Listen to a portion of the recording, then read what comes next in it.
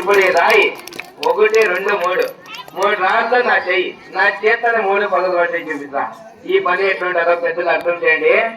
కొట్టండి, పిల్లల చేత కొట్టండి, అయిపోయింది చూద్దాం.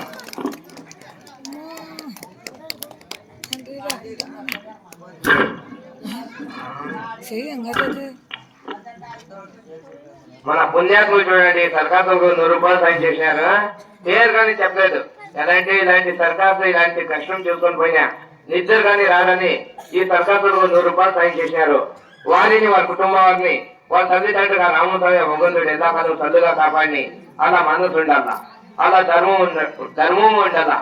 ఎలా అంటే ఏదో ఇంత కష్టం చేసినారులే, 18 ఇంటి కాడికి వస్తారు, ఇన్ని భీమా పేడ ఇద్దామనుకోవచ్చు, కానీ 18 వచ్చేవాళ్ళు కాదండి. ఇక్కడ ఏమి ఇస్తారో తీసుకుంటే 18 ఇంకో గ్రామంకి వెళ్ళిపోతారు. మన మల్లయ్య గారు చూడండి, సర్కాసులకు 50 రూపాయలు సాయం చేశారు. వారిని, వారి కుటుంబాన్ని ఆ భగవంతుడు ఎంతకాలం చదువుగా కాపాడిని అలా మనసు ఉండాల.